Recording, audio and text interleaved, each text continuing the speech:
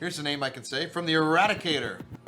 Hello and welcome back to this channel, everybody. This is the Eradicator, and in today's video it is time to review the latest episode of Instar Star Citizen, and I've got a spoiler for you guys. Yes, it is, I would say, a little bit better than last week's, and that is not really that's not really hard to do.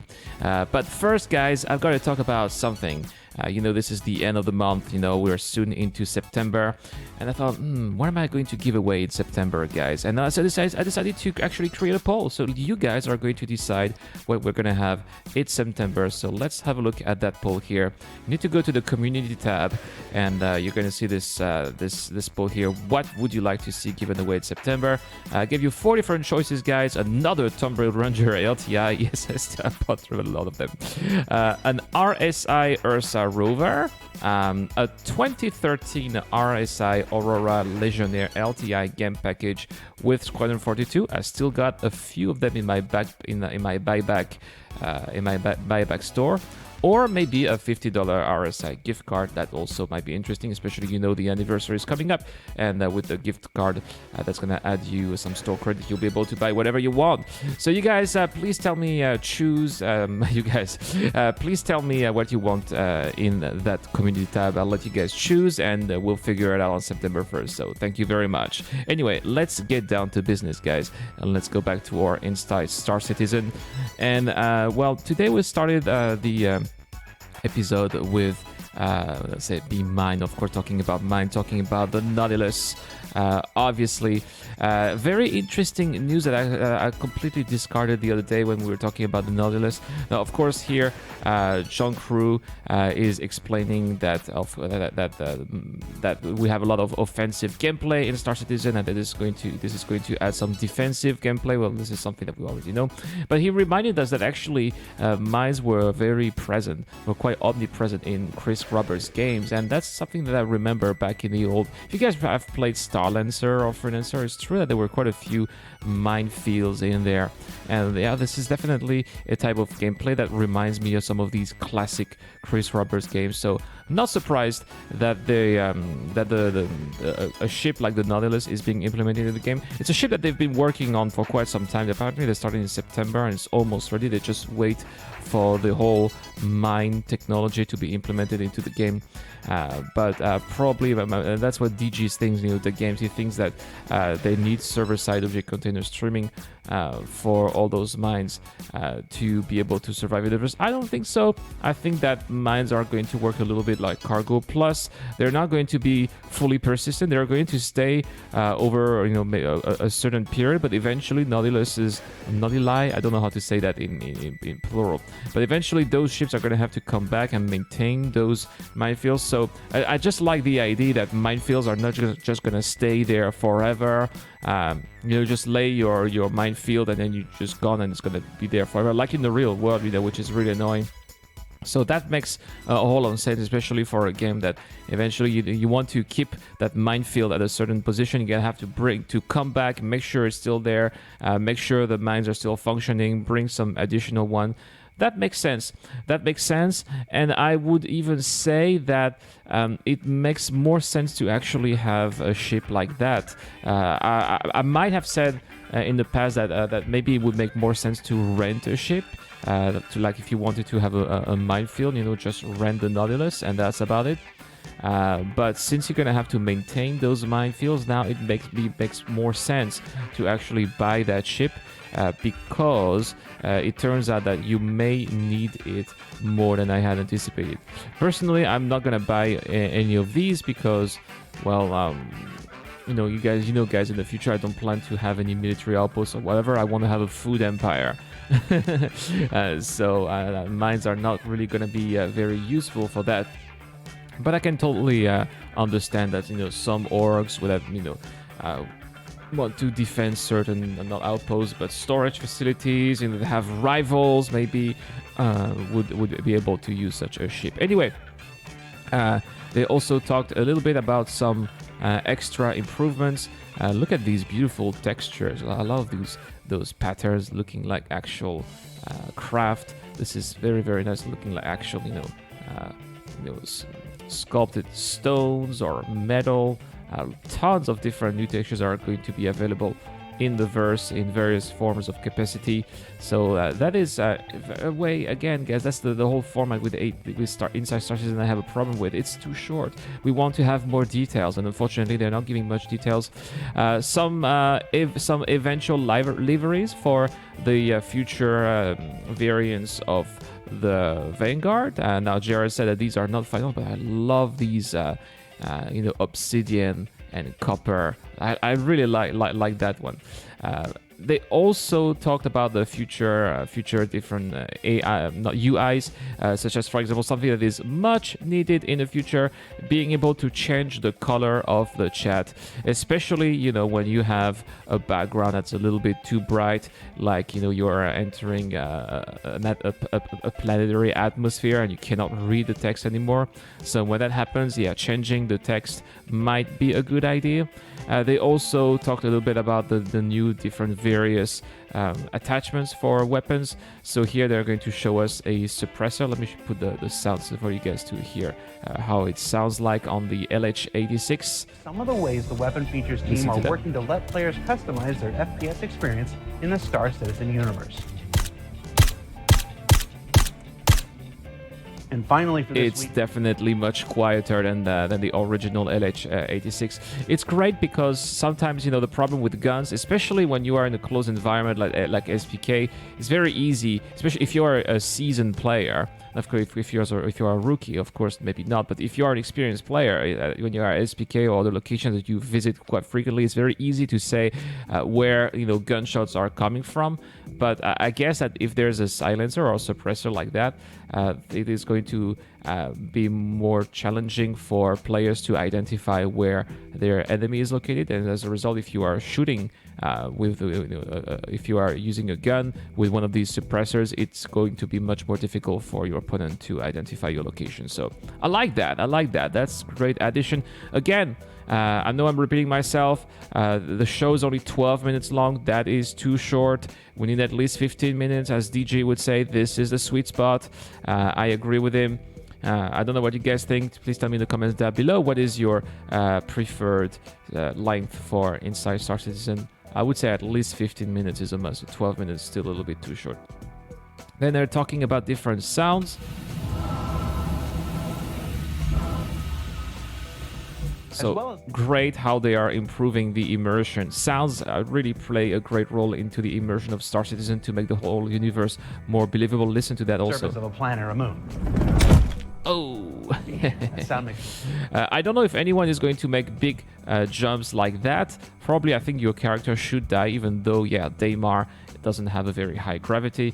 Still think your character should die if you are making big jumps like that, but it's very interesting how I don't know how they managed to get these sounds of cracking, but even your bones are cracking in the verse. That's how immersive this game is going to be. That's quite amazing. Again, I wish that they had talked a little bit more about that.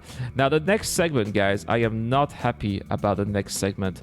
And they're talking about merchandise. This is cool. Again, a big respect for all these people who are working on merch. They're doing a great job. I'm not saying that there are not or there shouldn't be what they're doing. This is great, and they're certainly contributing to the financial success of Star Citizen. So kudos to them. Now, is it something that we want to see in Inside Star Citizen? And I'm really sorry for them, but I don't want. This is not what I want to see in the verse. I don't want to see in Inside Star Citizen how they are making these space JPEG that they are selling us. And this is actually fueling the narrative of all those people who've been voicing against Star Citizen, saying like, oh, you're not buying ship, you're buying JPEGs of ships, and that's exactly what we're seeing here. Oh my gosh, this is very unfortunate. I think that a post on RSI would have been enough, but I think that talking about that, especially spending 2 minutes, guys, this is one of the longest segments of the show today. Spending 2 minutes talking about that is overkill. I think that this is another very poor editorial choice from Jared, and this confirms what I said over the past previous weeks.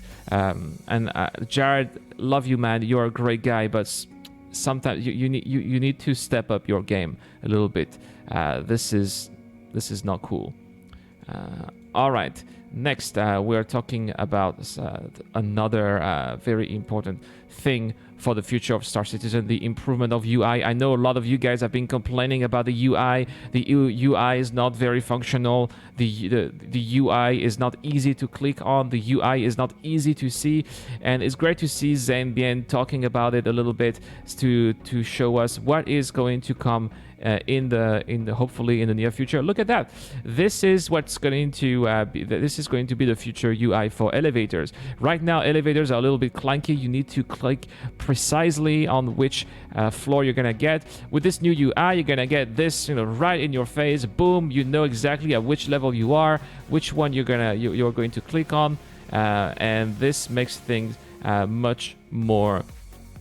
Much easier. Look at that, so many floors. I also like that too, because right now we have this list of different floors when let's say you are at Lorville or Area 18 or some of the apps, and you're very limited. I think the biggest the highest amount of hangars is like 8 hangars, if I'm correct, plus the floor to the actual starport.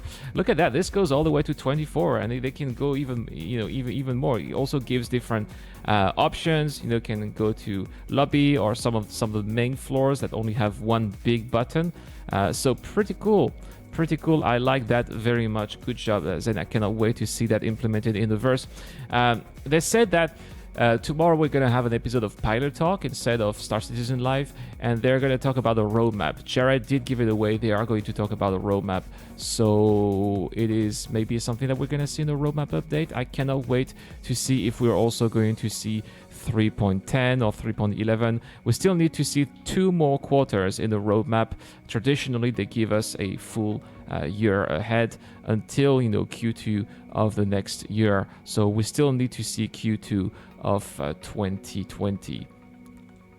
So yeah, these are the different possible options for elevator UI. I hope that there's going to be more UI. They're definitely going to talk about also trade UI. Let's go a little bit ahead. Oh yeah, that's what I'm talking about. And this is very interesting. Look at that. This is actually something that we have not in the game right now. Perishable goods, non-perishable goods.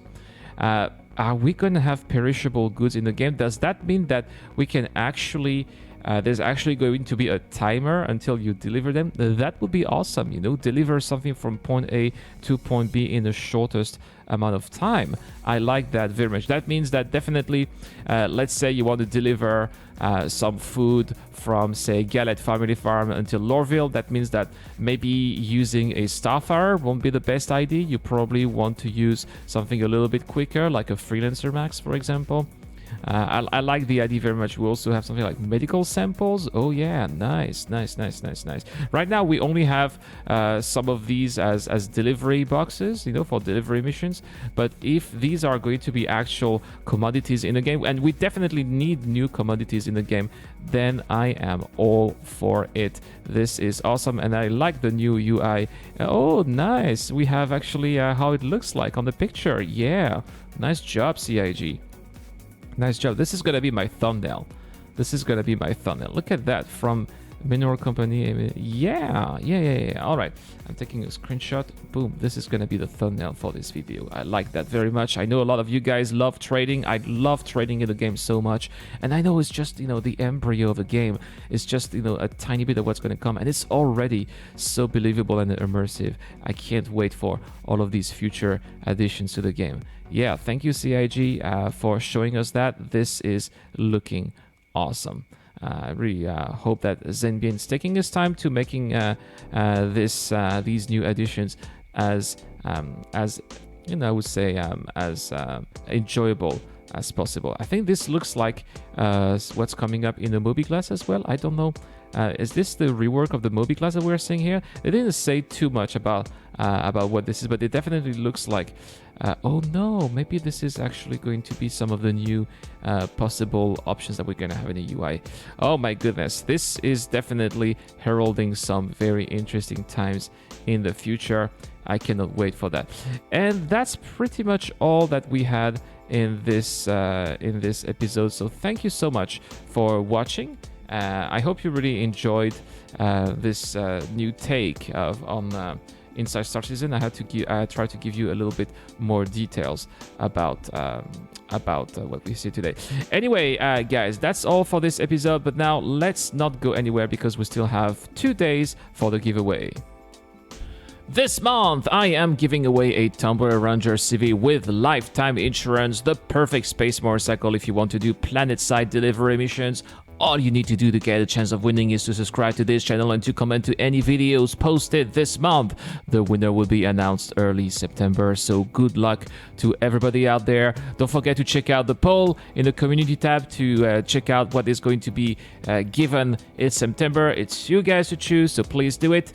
Also, big thanks to all the Patreons who are helping me on a monthly basis. You guys are giving me an awesome support that is really giving me the motivation to go the extra mile for you guys. Thank you so much. If you want to support the channel further down, the link is in the description down below. And that's all for this video. Once again, thank you so much for watching, guys. Stay tuned to the channel because tomorrow we'll be talking about the roadmap update. We're gonna have a big update with Chris, the man himself, talking about it in Pilot Talk. Pilot Talk is making a comeback tomorrow, so this is definitely going to be something very interesting to check out. Once again, guys, stay tuned to the channel. That's all for this video. This is the Eradicator. I am signing out.